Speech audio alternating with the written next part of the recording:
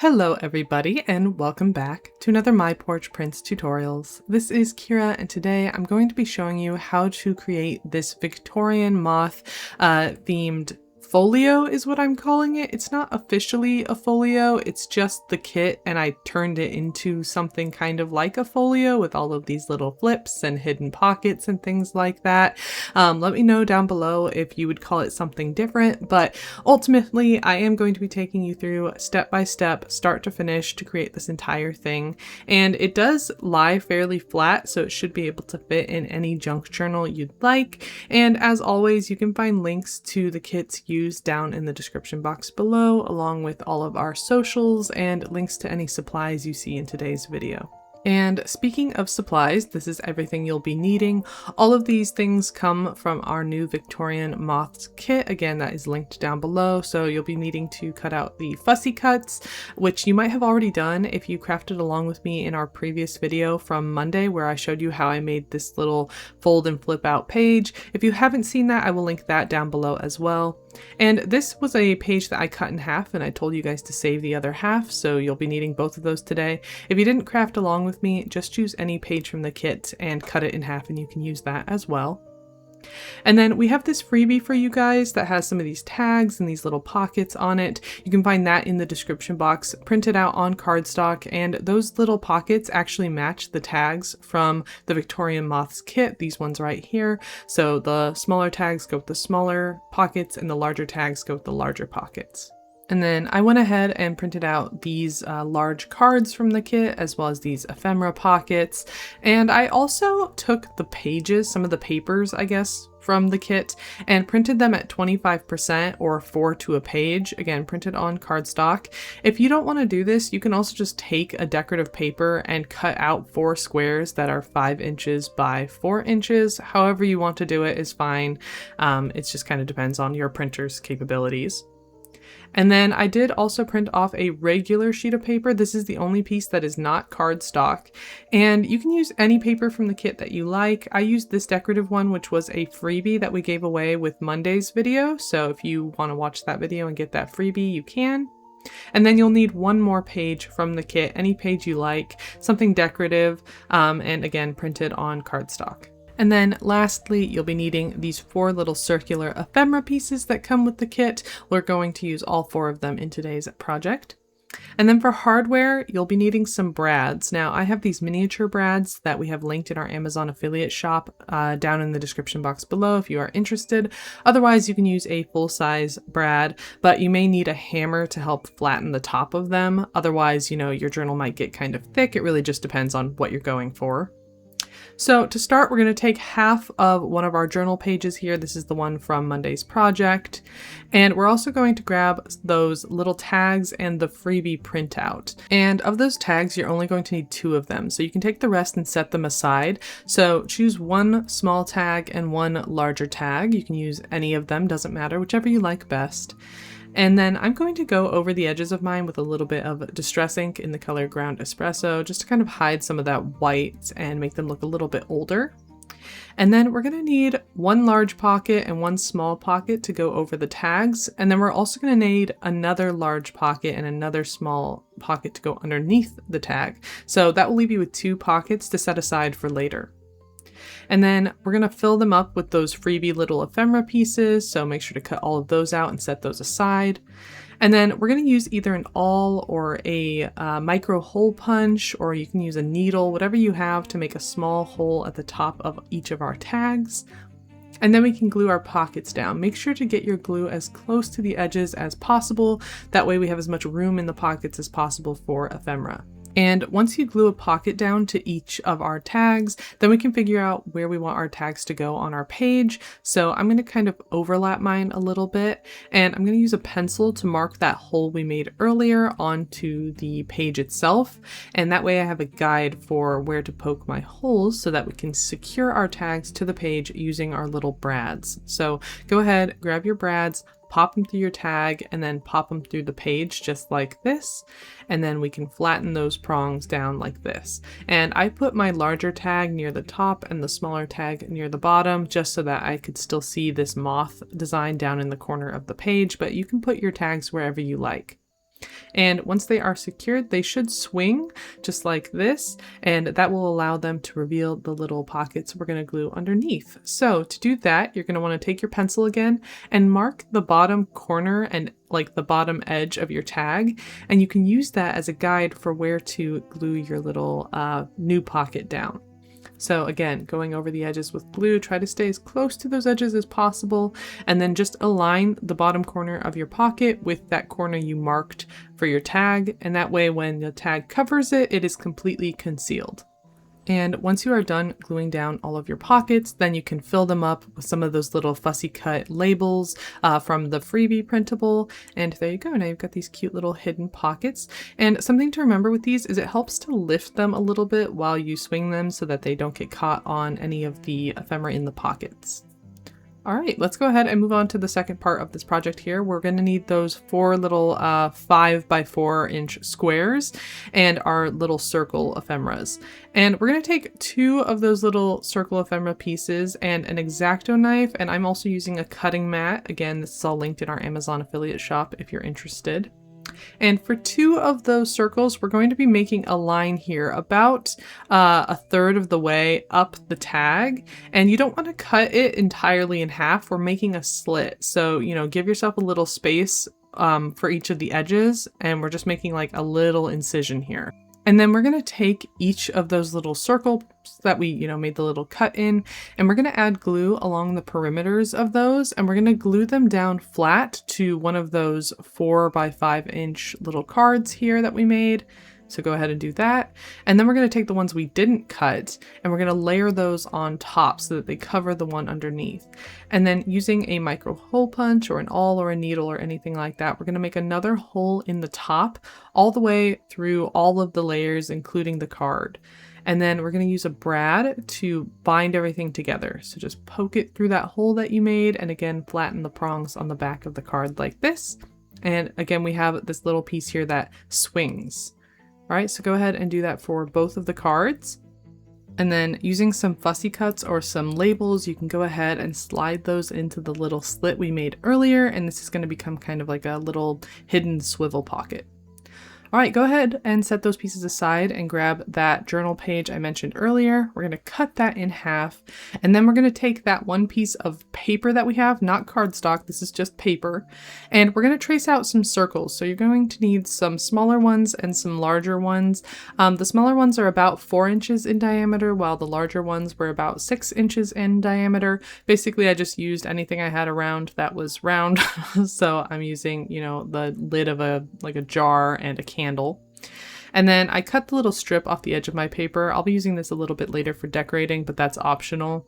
What is not optional are the 4 circles. So you need 2 large ones and 2 of the smaller ones. And taking one of the smaller ones here, we're going to fold it in half so that the design side is on the inside. And then we're going to open it back up and we're going to add glue to the top half, just like this. And then we're going to grab one of those 4 by 5 inch cards that we haven't decorated yet. Make sure that it is, right side up, and we're going to glue it down to the circle just like this. Right where that kind of crease is where you want the edge of your card to be, so that the card will flip back and forth like this. Okay? And then we're going to take one of the cards that we added, the little circle pocket to, and we're going to glue this down on top of the other one. Make sure that the hinge is at the top here when you glue this down. You want to make sure that you get the edges glued down really well. And then we want this, again, to be right side up when we glue it so that when it flips, both sides are right side up. So that's something to, double check before everything dries, is that, as you flip it, everything is going the right direction.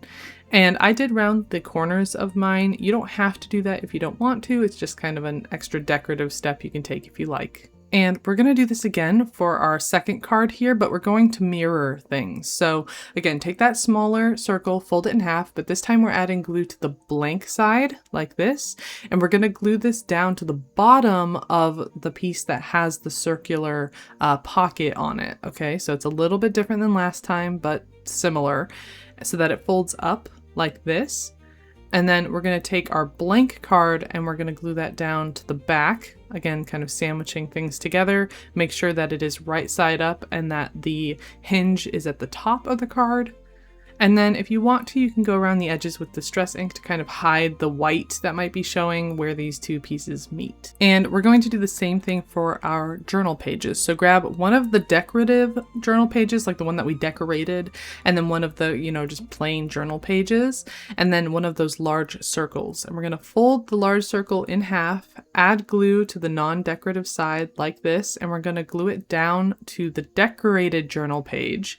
And then we're going to sandwich it with the non-decorated journal page, just like this, just gluing it right on top. And both of these are going the same direction upwards, so you don't have to think about it quite as hard here for this one. And if your pages don't meet perfectly, you can trim off some of the edges to get them to fit nicely and go around with distress ink to hide any white that might be showing.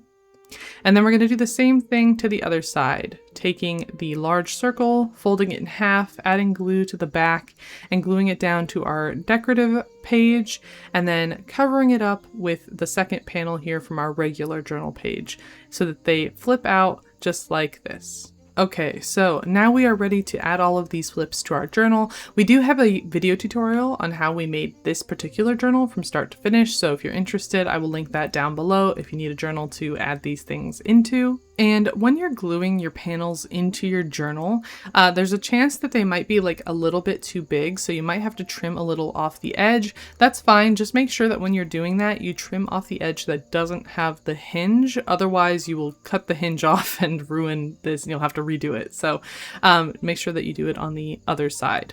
All right. And then we're going to glue our left panel in here first. So I'm going to add some glue along the back of the hinge just like this, making sure to get those edges glued down really well. We don't want this lifting. And then we're going to align that kind of crease where the hinge and page meet with the far edge of our left page in our journal. And then we'll just do the same thing for the right side. So just glue that hinge down to the page like this. And now we've got these, two little fold outs. And then we're going to go ahead and do the same thing to the smaller panels here. These are going to go underneath the larger ones. So just add glue to the tab and glue them down to the bottom right page and the top left page. And you'll know that you've got them right if they are right side up, otherwise they will be upside down and you'll need to swap them, so just double check that. And then we have these cute little 4 fold outs for our journal. If you want to, you could even add more, attaching more fold outs to the other fold outs, and just have as many layers as you'd like. I'm going to go ahead and call it there for now. And instead I'm going to grab some cards and some little pockets, and we're going to glue those into the main page. So to figure out where I want my pockets, I'm going to lay out some tags first, and those can kind of be my guide. If you want your tags sticking out at the top of your journal, you can move these pockets up. I thought mine looked good right about here, so I'm going to mark the bottom with a pencil and use that as a guide so that when I glue my pocket in, I know exactly where it's going. And then I can match the left side to the right side by kind of, eyeballing where the bottom edge is and kind of aligning them. So that's what I'm going to do. And then for my second pockets here, like the bottom layer, or I guess it's the top layer, it's at the bottom of the page, you know what I mean. I'm going to align those with the bottom of the journal page itself, and that way everything should look fairly even. And once that's done, now we can start decorating. So I'm going to grab some of those fussy cuts, go over them with a little bit of distress ink, and then I'm going to take, some cards, and I'm going to start filling my pockets out a little bit more. I've got those extra little FREEBIE pockets from earlier, and I'm going to be gluing those down to the smaller flips, just kind of in the bottom left corner here, and then I can fill those with, again, some more fussy cuts and little labels and tags and things like that. And then I also have some string and some twine that I can use to make little bows in the top of my tags. You can just use a hole punch the top of the tag out, and then taking your string, you want to fold it in half, and you can create a little loop at the top where you can pull the string through and use those leftover strings at the top to make your bow. So if you've never done it before, that's how you do that. So I'll just go ahead and tuck these into my pocket, and then I can do a little bit more, decorative decorating with some mixed media here. I'm going to use some of this lace trim that I used when I decorated the first page on Monday's video, just to kind of bring some of those elements back into the rest of this little folio, and I'll use some cheesecloth to add a little bit of texture, and then I'm just going to glue down some fussy cuts, you know, randomly to, you know, create a little bit more interest and decoration and texture here and there. I can trim my ribbon in half to give me some like little scalloped edges that I can use to trim out the edges of my page. And I did also glue some lighter fussy cuts down to the darker tags to help break up some of that solid color and just create a little bit more contrast. If you want to, you can fold your moth wings up a little bit to give them some dimension when you glue them down, so they kind of look like they've just settled, like fluttered down onto your page and landed there very organically. That's always kind of fun. But you can glue things wherever you want, wherever you think they look good. You don't have to do it exactly as I did. I just had a lot of these little pieces that I really liked and wanted to use up, so this is how I did that. And the Victorian Moth kit is just a kind of a singular kit, like a scrap pack instead of a full collection, but it does come with a lot of pieces. This is just some of what's in this kit. It's not everything, so I really hope that you'll give this project a try. It's just kind of a really fun little, you know, flip folio situation for your journal, and the colors in this kit are pretty neutral, so they should be able to work with most journals and kits and collections that you might already have. And it's just really fun and pretty. I personally love all of the little moths. Moths are some of the only bugs that I can actually stand. I'm kind of scared of most bugs, including butterflies. I actually kind of have a fear of them, but moths, they're so fuzzy. They feel, I don't know, cuter, so I don't mind them as much. So personally, I really liked this collection, and when I saw it, I was excited to make something with it, and I wanted to use as many pieces as I could, so that's kind of why I decided to create the flip, just because I wanted more space for decorating. So I hope that you guys had fun crafting along with me today. If you liked this tutorial, remember to hit the like button and subscribe so you don't miss out on future videos, and I will see you in the next tutorial. Bye!